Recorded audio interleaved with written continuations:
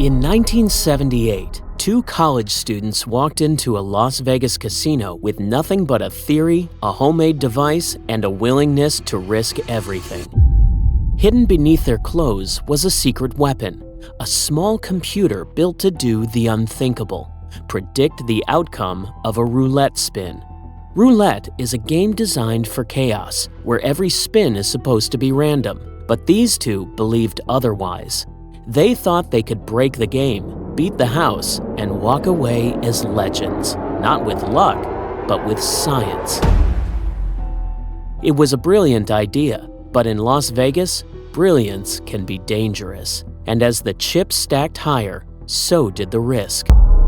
What happened next was a story of genius, risk, and obsession that would push them to their limits and draw the attention of the mob. This isn't just a story about roulette. It's a daring scientific experiment that took on the city that never loses.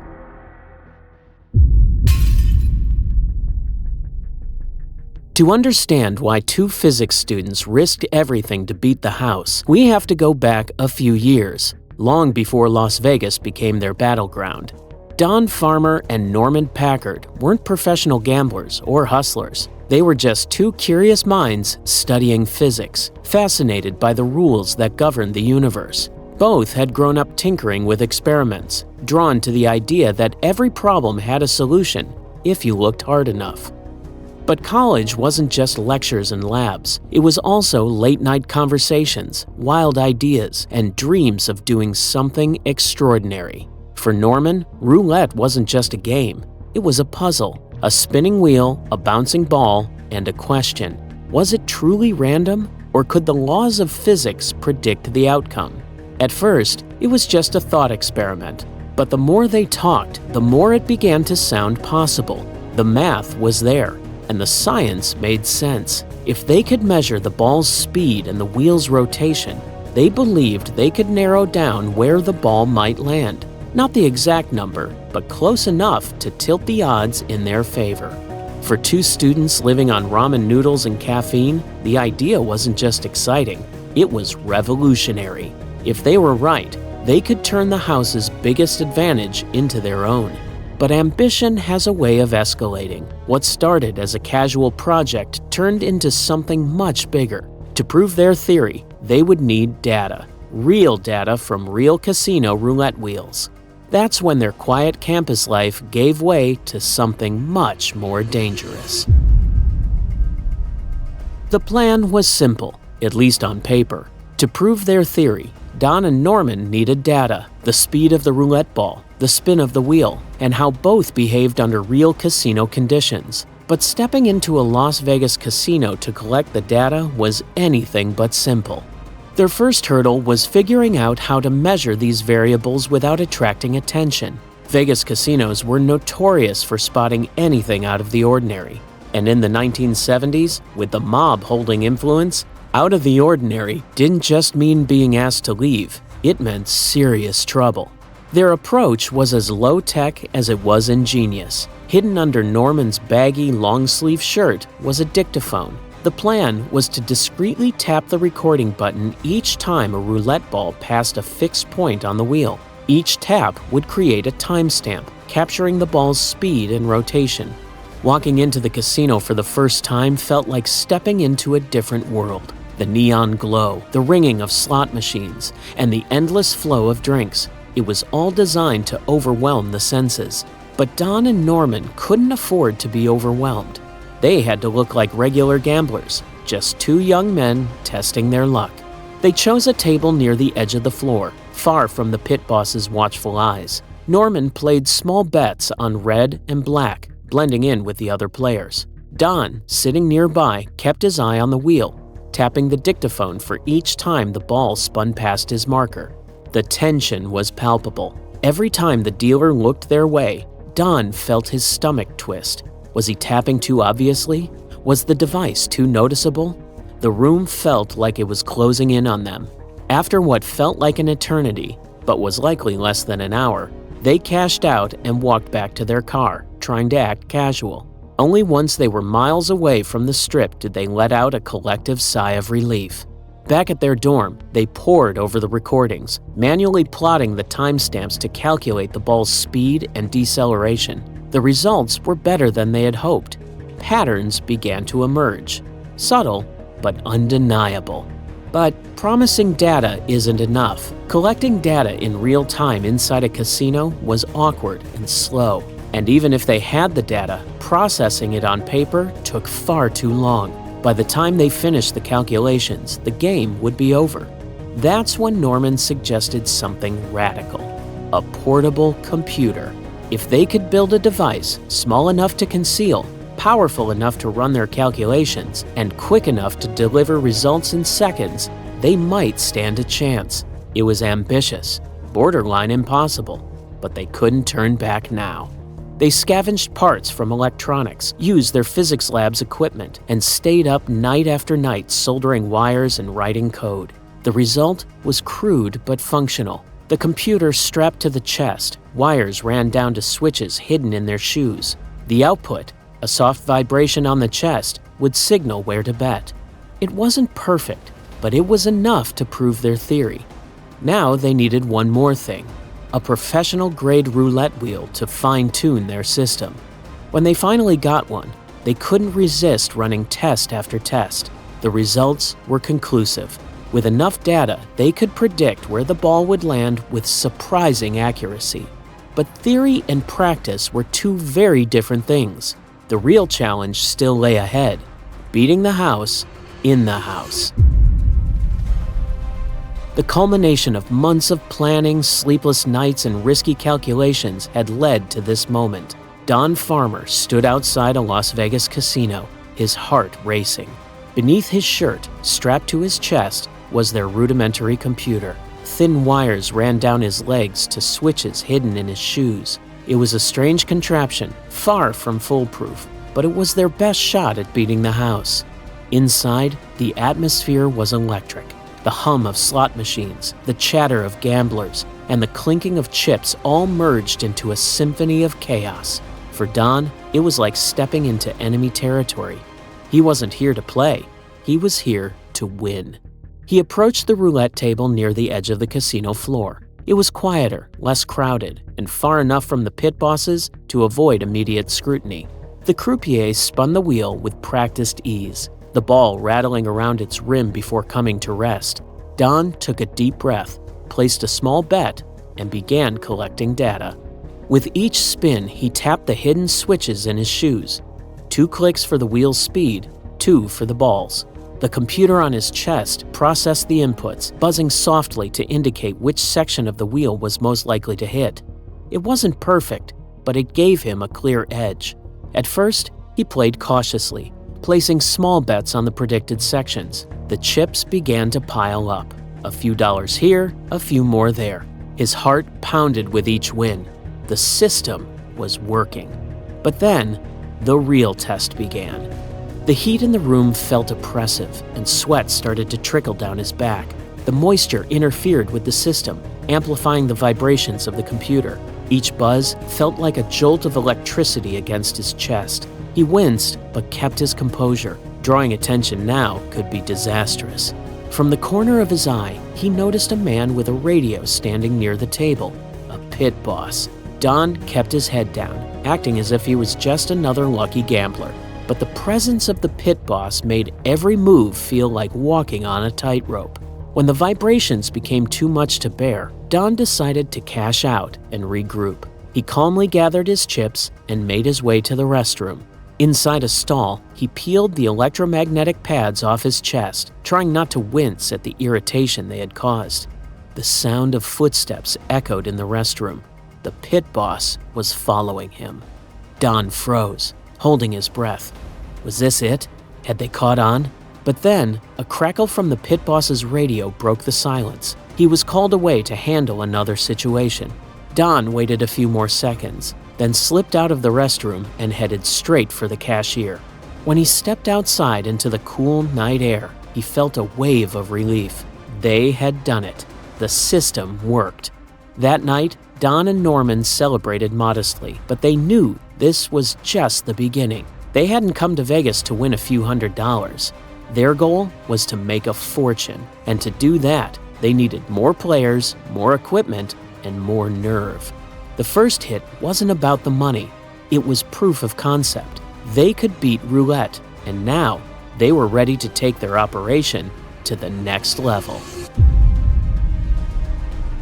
The first successful run had proven what Don and Norman had always believed: physics could beat the roulette wheel. But if they were going to turn their discovery into a fortune, they needed more than 2 people, a clunky homemade computer, and a small bankroll. They needed a team. Back at their dorm, the 2 physicists began recruiting. They didn't want professional gamblers. They wanted people they could trust, people with the intellect and precision needed to pull this off. Over late-night discussions and hastily scribbled plans, they convinced a small group of fellow students to join their mission. The promise was simple: learn the system, play by the rules, and they'd all share the winnings. Each recruit underwent rigorous training. Norman taught them how to operate the custom-built computers, how to input data using toe switches and interpret the buzzing signals. Don drilled them on maintaining composure, how to blend in at the table, and how to deflect unwanted attention from casino staff. It's not just about playing the game, Don would tell them. It's about looking like you're not playing at all. They practiced for weeks, sometimes in casinos and sometimes in makeshift setups on campus. Every misstep, every nervous tick, every technical glitch was analyzed and corrected. The team knew that even a single slip-up could draw suspicion. Meanwhile, Norman worked on refining the equipment. The computers were bulky, the wires fragile, and the electromagnetic buzzers prone to overheating. Every fix brought new challenges, but he was relentless. By the time summer rolled around, the team had a fleet of improved devices, lighter and more reliable than before. With a crew of 16 students divided into pairs, they were ready. Each pair had a specific role. One would collect data, the other would place the bets. It was a 2-person system designed to minimize risk. The data taker, wearing the hidden computer, would discreetly record the roulette wheel's movements and signal the bettor when and where to place his chips. The plan was bold. Over the course of a few weeks, they would target multiple casinos across Las Vegas, spreading their operation to avoid detection. The goal wasn't just to win, it was to make winning look like luck. Their first coordinated strike came on a hot August night. The team spread out across the strip, each pair heading to a different casino. The lights of Las Vegas glowed brighter than ever, but to the young physicists, they weren't just lights, they were targets. At the tables, the tension was palpable. The data takers clicked their hidden switches with precision, tracking the roulette wheel's speeds. The buzzers on their chests vibrated softly, relaying the computer's calculations. The bettors placed their chips with practiced nonchalance, chatting casually with croupiers and other players to blend in. And it worked. Within hours, the team had raked in thousands of dollars. At one table, Don's pair turned $100 into $1,200 in less than 2 hours. Another team saw similar success, their chips piling up with every spin. But with every win came added risk. Casino security wasn't blind, and repeated victories, even small ones, drew attention. By the end of the night, the team regrouped in a dingy motel room, counting their haul. They had made nearly $10,000 across all teams, a modest sum, but more than enough to prove that their system worked on a larger scale. Yet, there were problems. Some of the equipment had malfunctioned under the pressure of extended use. One player had developed burns on their chest from the electromagnetic buzzers, and then there was the ever-present shadow of casino security. The winnings were real, but so were the risks. As they celebrated their success, the team couldn't ignore the reality of what lay ahead. They had beaten the house once, but could they keep beating it without the house catching on? By now, the team had tasted victory, the rush of beating the roulette wheel, the satisfaction of proving their system worked. It was addictive. But as the wins piled up, so did the risks. The casinos weren't oblivious. Security teams began to notice the unusual patterns. Young, nervous players betting on seemingly random numbers and walking away with consistent wins. It was only a matter of time before the team faced real consequences. One night, Don Farmer's pair targeted a mid-sized casino off the strip. They had been running smoothly for over an hour, with bets climbing steadily as the winnings grew. But then, something changed. The pit boss began hovering near the table. He didn't say anything at first, just stood there, arms crossed, watching. Don knew what it meant. He'd seen it before. The casino was suspicious, and it wouldn't take much for them to act. He signaled his partner to cash out, but just as they stood up, the pit boss stepped in. "Not so fast," he said, his tone friendly but firm. "Mind if we have a quick word?" Don's heart pounded. He smiled, trying to play it cool. "Sure, what's up?" "Just routine," the pit boss replied. "We like to get to know our regulars." Don had no choice but to follow. They led him to a small, windowless office in the back of the casino. The questions started innocently enough. "Where are you from? How long have you been in town?" But they quickly turned sharper. "You've been pretty lucky tonight," the pit boss said, leaning in. "Care to tell us your secret?" Don stuck to his story. "Just beginner's luck," he said with a shrug. The pit boss didn't look convinced. For a moment, Don thought they might search him. If they found the computer strapped to his chest, it would be game over. But then, a knock at the door interrupted them. Another security issue elsewhere in the casino had drawn their attention. The pit boss sighed, clearly annoyed, and let Don go with a warning. "Don't push your luck." It was a close call, and it rattled the entire team. When Don recounted the story back at their hideout, the group debated what to do next. "Maybe we should stop," one player suggested. "We've already made some money, why risk it?" But Don and Norman weren't ready to give up. "We've come too far to back down now," Norman argued. "If we're careful, we can still pull this off." The truth was, they weren't just chasing money anymore. This was about proving they could outsmart the system, about achieving something no one else had. But with each passing day, the risks grew greater.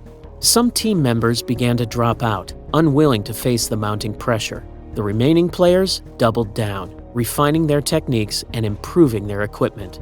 Norman spent sleepless nights fixing bugs and reinforcing wires. Don worked tirelessly to train the remaining team, drilling them on how to avoid detection. They knew the next run would be critical. They couldn't afford another close call like Don's. The team prepared for what they hoped would be their biggest win yet, but also knew it could be their last. The tension was palpable as they headed back to the casinos. This time, they weren't just playing against the roulette wheel. They were playing against the house, the odds, and time itself. The team knew this was it. After weeks of close calls, malfunctioning equipment, and mounting suspicion, their next run would determine everything. The plan was simple. Hit multiple casinos in one night, keep the bets small but steady, and cash out before anyone noticed a pattern.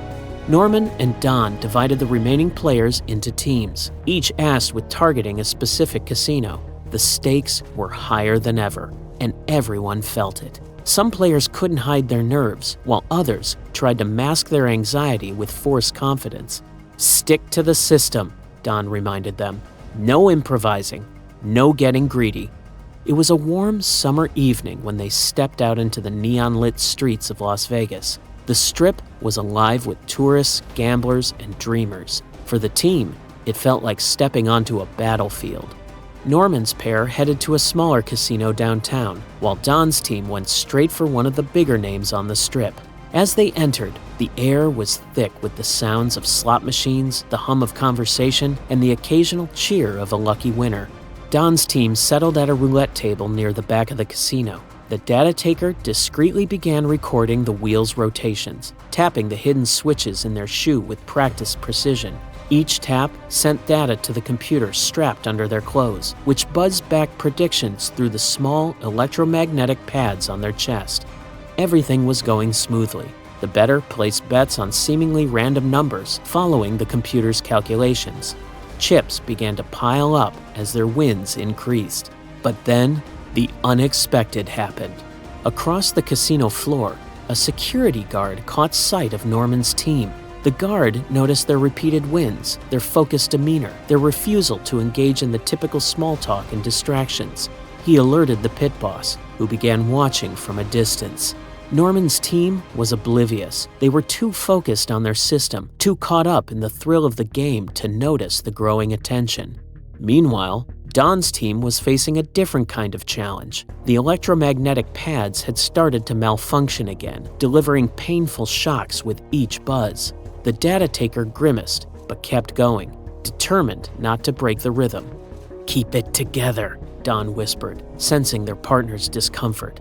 But the tension was getting to them. Their movements became less precise, their bets less confident. The pit boss, already suspicious of Norman's team, began scanning the room and noticed Don's group as well.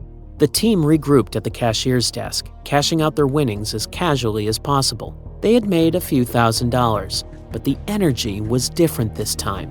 The thrill of beating the house had been replaced by the cold reality of what they were up against. By the time they returned to their hideout, the cracks in their operation were impossible to ignore. "We're getting too much heat," Norman admitted. "If we keep this up, it's only a matter of time before they catch on." Don nodded reluctantly. "So what do we do? Walk away?" The room fell silent. For weeks, they had been pushing the boundaries of what was possible, testing the limits of their system and their own nerves. But now, they were faced with a harsh truth. They had proven their point. They had beaten the roulette wheel. But beating the casinos themselves? That was a different game entirely. The team made the difficult decision to call it quits. They divided the remaining winnings and said their goodbyes, knowing this was the end of an extraordinary chapter in their lives. In the years that followed, their story became a legend. Physics students and gambling enthusiasts alike marveled at their ingenuity. The team's success sparked debates about the ethics of using science to beat the house and whether their method was truly cheating. For Don and Norman, the project marked the beginning of a new chapter. They returned to academia, where their experience with roulette served as a foundation for future innovations. The precision and determination they honed in Las Vegas would carry over into their professional careers, with both men making significant contributions to their respective fields. As for the casinos, their story served as a warning. Security measures were tightened, and any hint of unusual betting patterns was met with immediate scrutiny. But no amount of surveillance could erase the fact that, for a brief moment, two young physicists had beaten the system. It wasn't about the money, it was about proving what was possible. And in that sense, Don and Norman's experiment was a resounding success. And just like that, we've reached the end of the story. If you enjoyed this story and want to see more like it, don't forget to like, comment, and subscribe. Thanks for watching.